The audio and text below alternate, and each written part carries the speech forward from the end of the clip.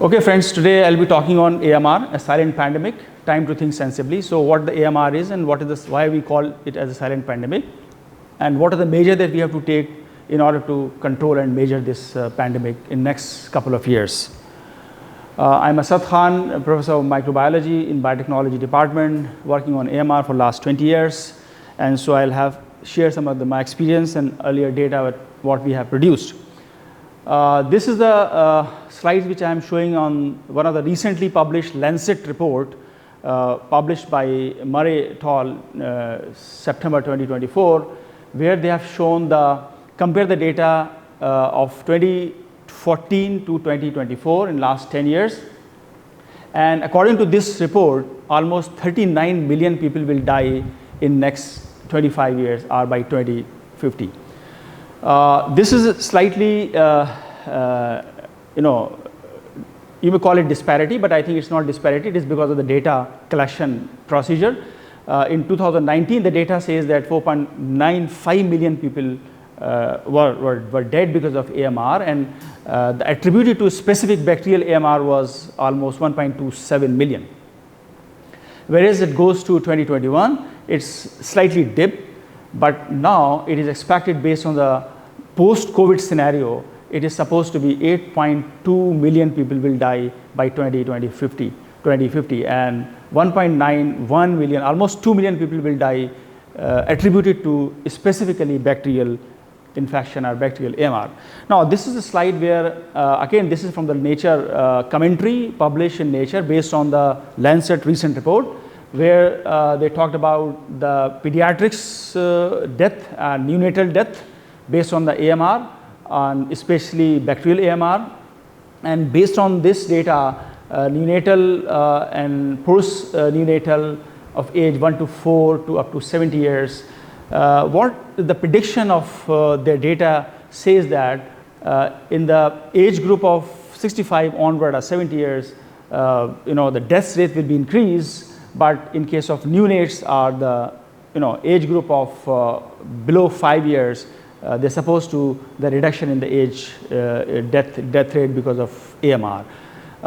This is simply observation based on the previous data, but here the Timothy Walsh, who was the author of the paper Nature commentary based on the Lancet, he's not very convinced, although he's a part of the study, that the data is, I won't say the data is incorrect, but data is to be further investigated and further to be looked into, because the neonatal intensive care units, the death rate is slightly increasing as per my personal observation.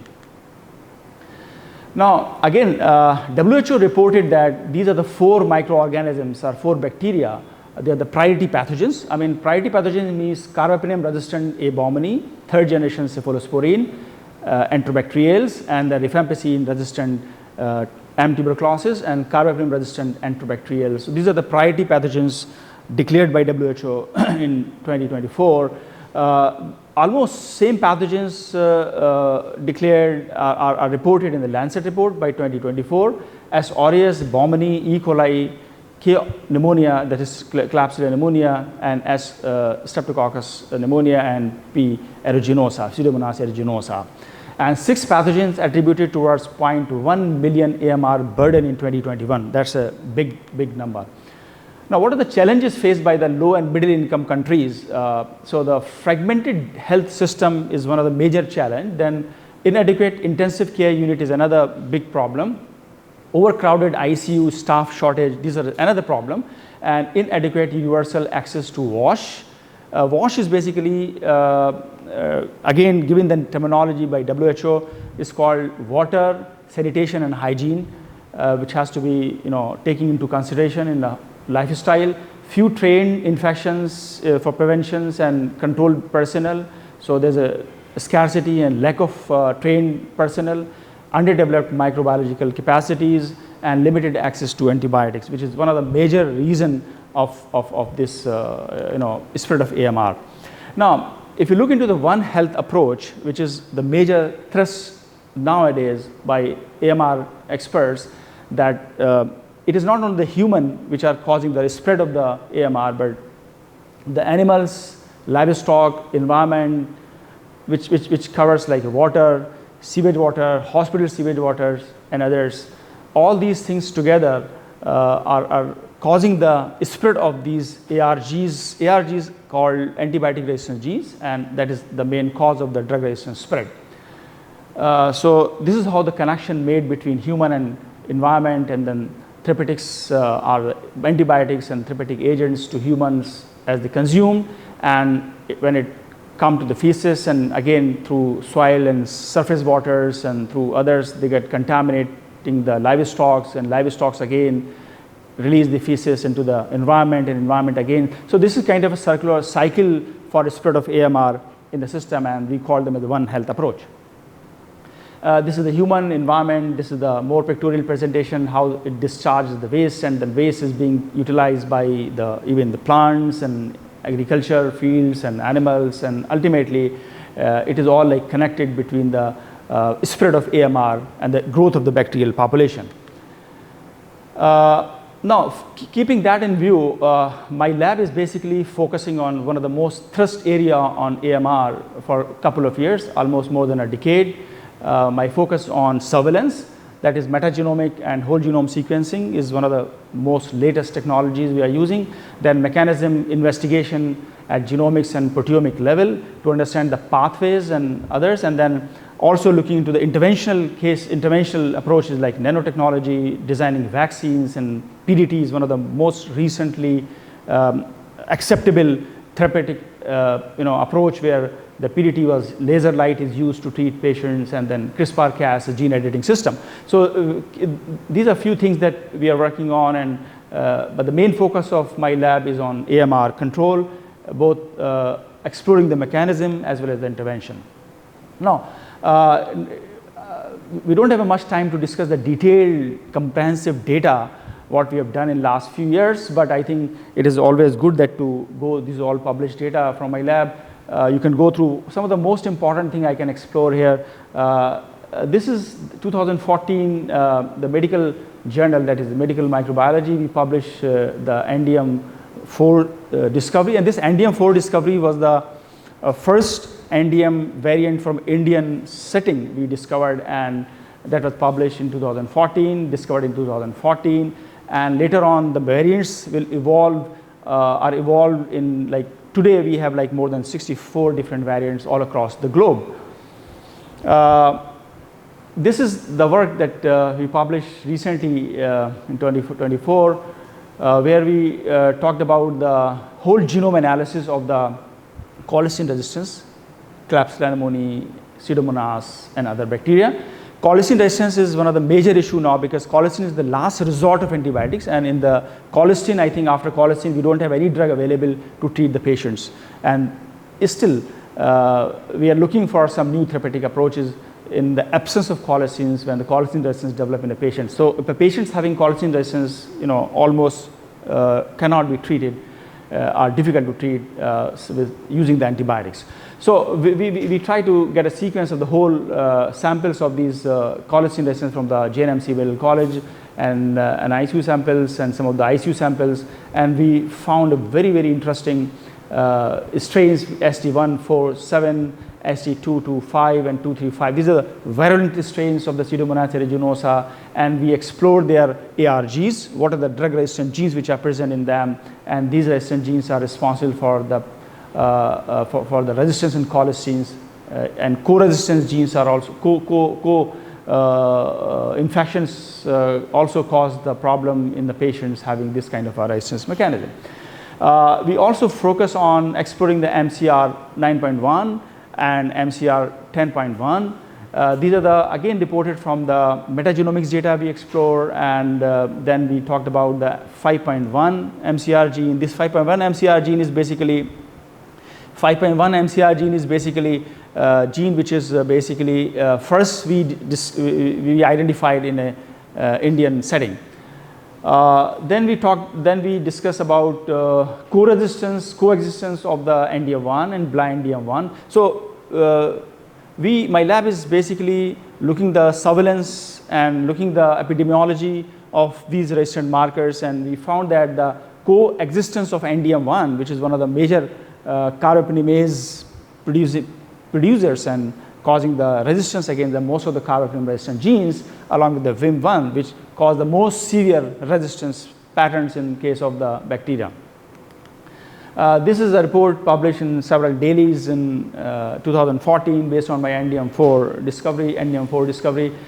In this study, we basically looked upon the hospital sewage water, and these hospital sewage waters are one of the reservoir for carrying the D resistance of ARGs and bacteria having these genes. Now, since the genes can be transferred from one bacteria to another bacteria through horizontal gene transfer, and so it is very easy to transfer the gene from E. coli to Klebsiella and from Klebsiella to Pseudomonas, and intergenera and interspecies transformation or conjugation is quite possible. Now, we again get a sequence of these strains, and we found that the NDM1 having in this strain is attached with the ISBA 125, and this ISBA 125 is the IS element, and these IS elements will help to carry this NDM1 from one cell to another cell, one bacteria to another bacteria, which is in the downstream we have a blue mycin gene. Now, slightly discussing this data, if you look into the different resistant marker 1, 2, 3, 4, 5, NDM, OXA, VIM, IMP, and KPC, all these markers having high resistance. So 66.23, almost 66% resistance were found in the bacteria having the NDM1, whereas in oxacillin, VIMP, and IMP, and KPC were found to be slightly reducing in the percent. In another study from my lab, we studied on Blindium-1 variants in Enterobacteriale.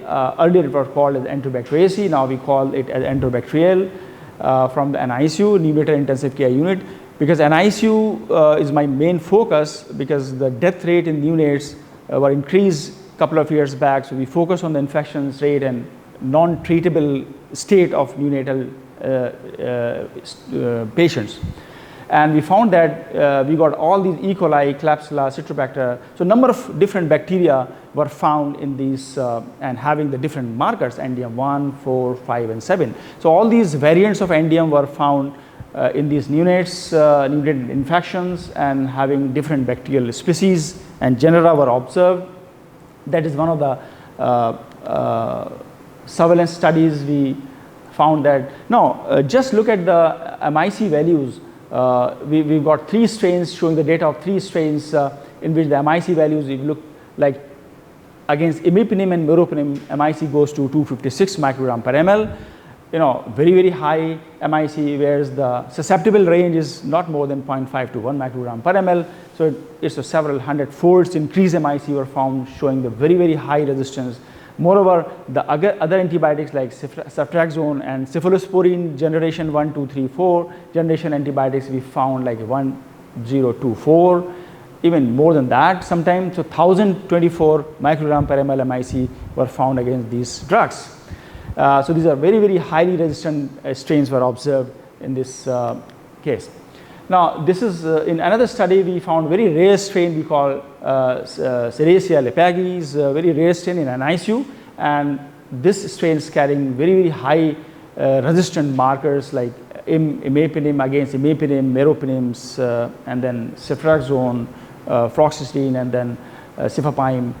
And if you look at the MIC range, it goes to almost 256 against imipenem, then imipenem 512, 256, and it goes to 1024 microgram per ml even against the ceftriaxone and ceftazidime and some cephalosporin group of antibiotics. We further dissected and we found that it has ISBA 125, which has complete ISBA 125. So what we found that many times we found partial or truncated ISBA 124. That shows probably the evolution of these NDM strains which were carried through ISBA 125 as a IS elements through horizontal gene transfer from one bacteria to another bacteria. This is another study from my lab where again we look into NICU patients, that is the neonates of the age of group 1 day to week time, and we found the infections and we characterized the NDM1 Klebsiella pneumonia infection, which are very severe infections. And just to share you the MIC value, the red one, See, the 2048 microgram per ml MIC were found against imipenem. That's amazing, because there's a very, very high MIC, and I mean, you cannot think of, and there's a lot of other associated markers were also present in that, which I'm not discussing here, but you see the resistant drugs which are found, all like a cephalosporin group of drugs and generation of drug and different ceftazidime, ceftriaxone and others were found resistance against that. And these are the two strains were further investigated, and more curiosity, and based on this, and we found that there are new strains, and we found ST3344 strain of Klebsiella pneumonia. Now this is the new strains, and we submitted the data of the strains into the Pasteur Institute site for MLST, and this is the new type of strains we identified in an ICU. This is another study where we found a very interesting study on hospital patients of the patient was admitted into the ICU, and he has a patients where has a kidney infections, and kidney infection is increased from urinary tract infection to kidney infection it goes, and then the patient was of age of not more than 54, 55, and he died. He was a farmer, and he died because of this infection. We characterized BLA-NDM6, and the patient was died. After we characterized it, it was found that it was BLA-NDM6, and probably the treatment could not be properly done for the patients because of the resistance gene, and the resistance gene was identified later on. So these are some key points that we, based on this study, we observed that NDA1 producing ST3344 strain as a novel sequence, and this novel sequence was found in Klebsiella pneumonia as the first strains in isolated from an ICU in JNMC in Indian setting, and MCR 5.1 on in X1 plasmid was found as the first study in Indian setting, then MCR 9.1 and 10.1 first detected in the neonatal intensive care unit. It was not reported earlier, and then colistin resistance high risk BLA-NDM5. It means colistin resistance associated with NDM5, which is again a very severe markers causing resistance against imipenem and meropenem, were found in Pseudomonas aeruginosa with SC235 and 257 strain. Sorry, 357 strain. Klebsiella pneumonia ST16 was associated with the co-production of OXA48 and then BLA-NDM1. So it means the OXA and BLA co-associated marker were found in the strains, and these strains were severely, having severe resistance against these drugs. Now, having this information, we have to think what to do next, and so my lab is also focusing on the next step in order to check this and cause the infection caused by these drug resistant strains can be checked.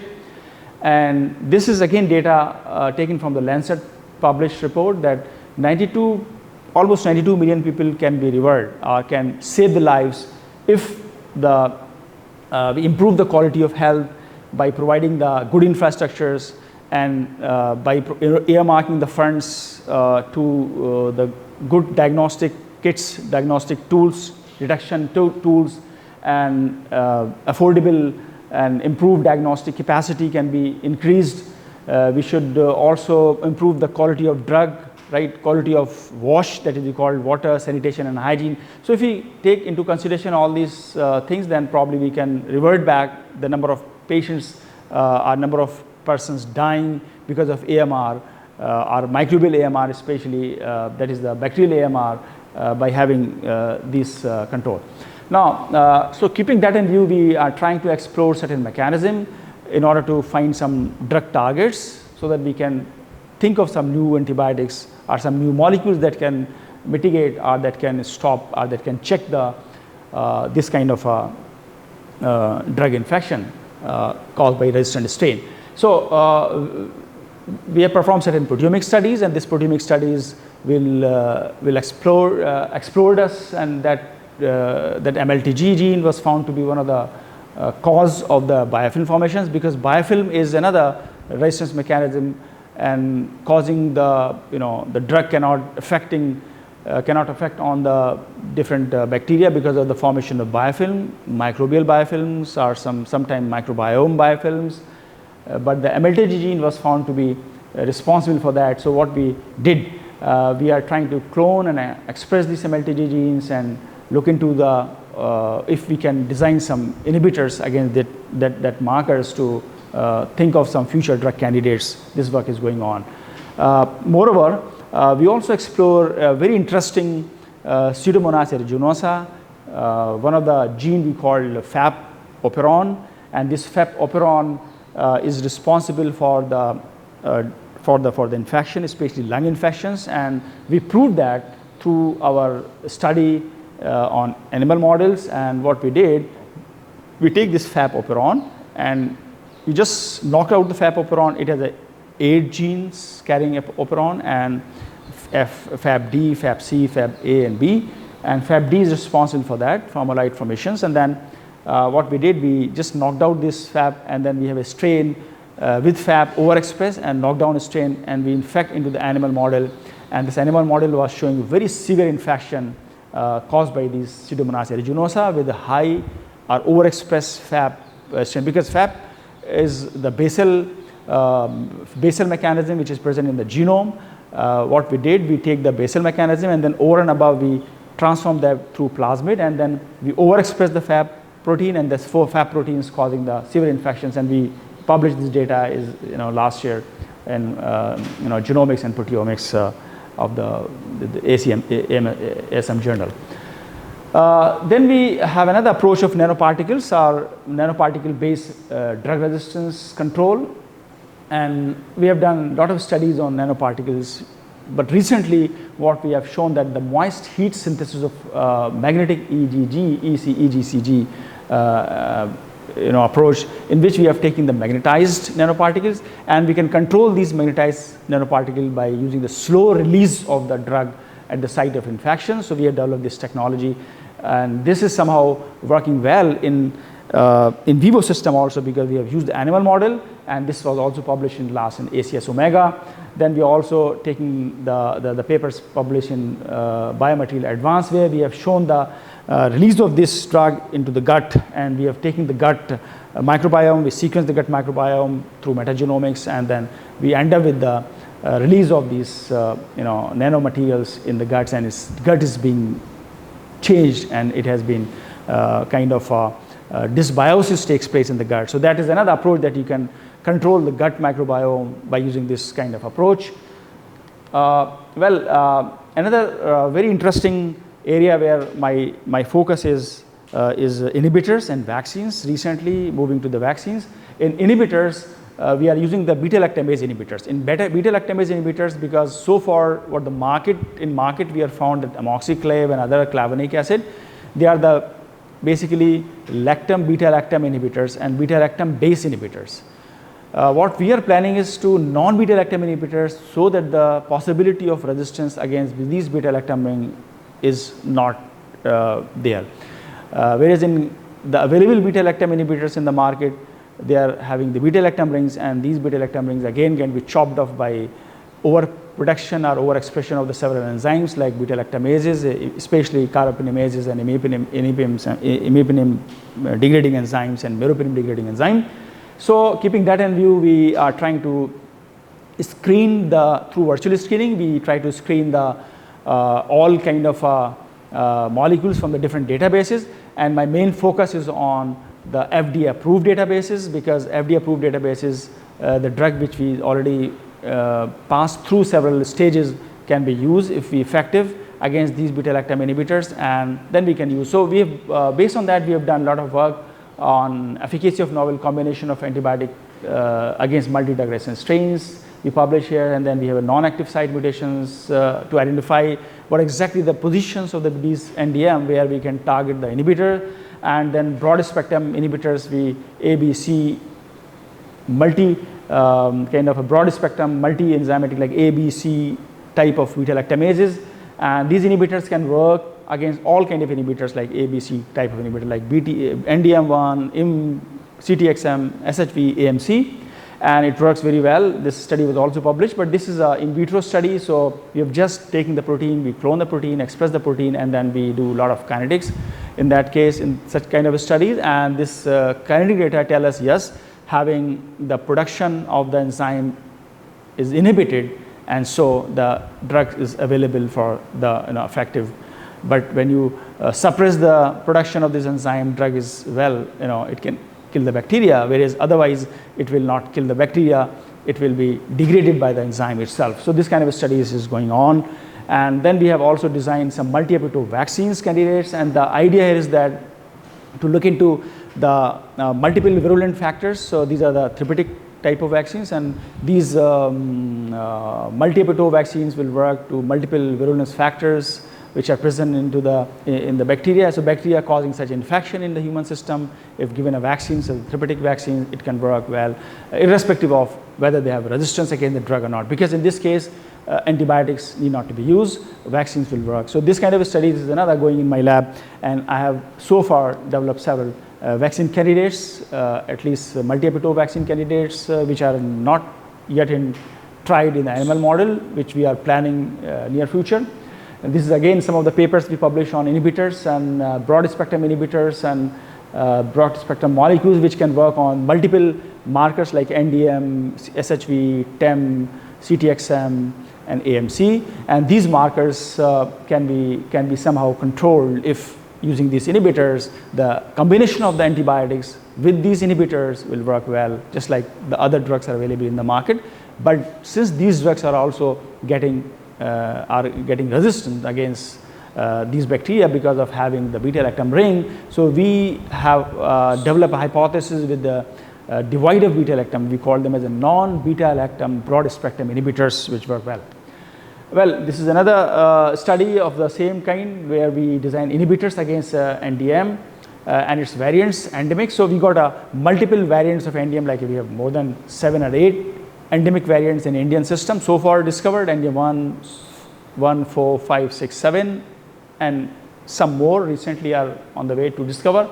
And we identified some molecules which can work all together with all. Now these variants, let me talk about, these variants are basically having the variation, having 1 or 2 mutations in the gene, and this mutation will cause different action against the drug.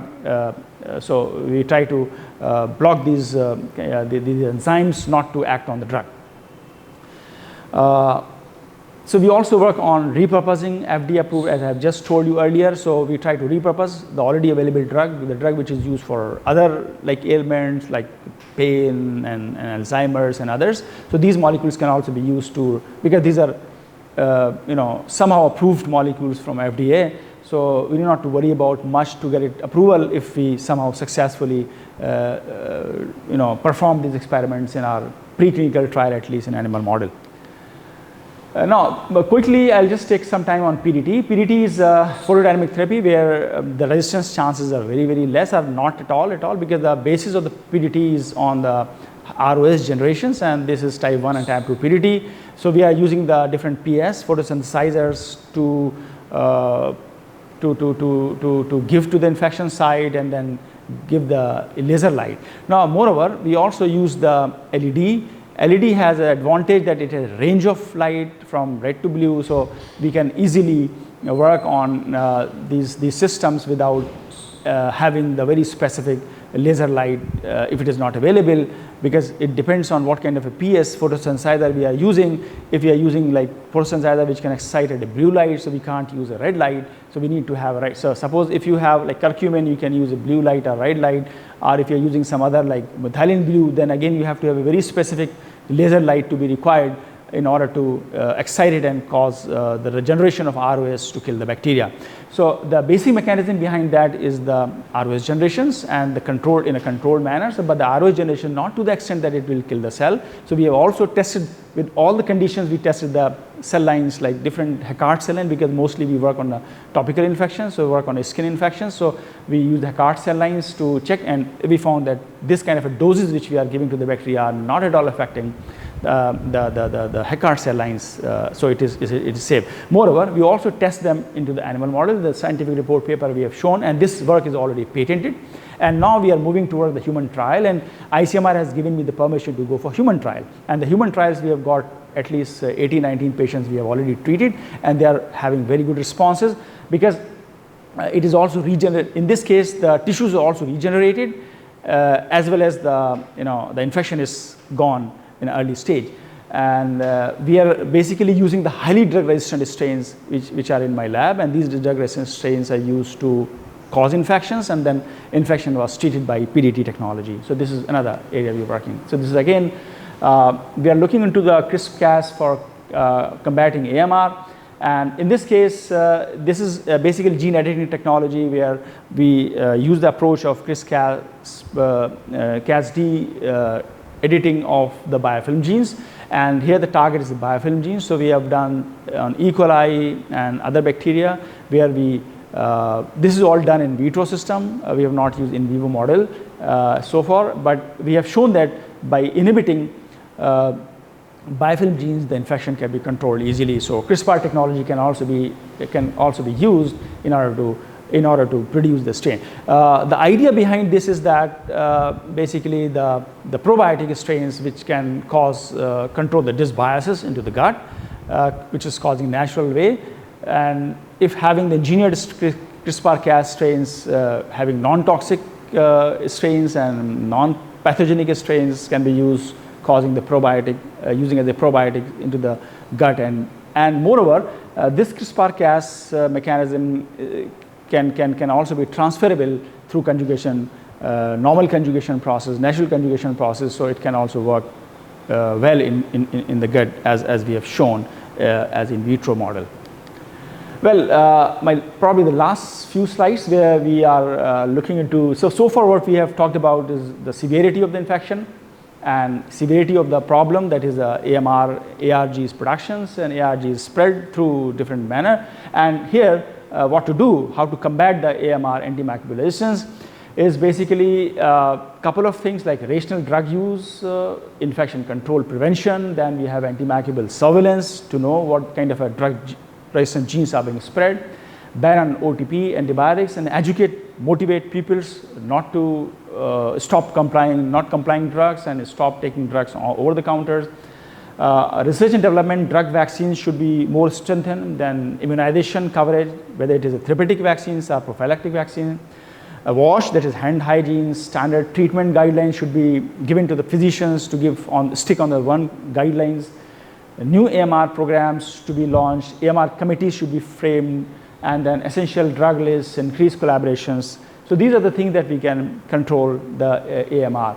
Now, how to prevent, you can prevent the AMR through keeping hand clean, stay up to date, and recommended vaccines, then prepare foods safely, and then improve antibiotic use, not sharing antibiotics with others, never use leftover antibiotics, taking the full prescriptions, comply the drug prescribed by the physicians, don't stop in between, always follow the advice of the qualified healthcare workers rather than the non-qualified physicians.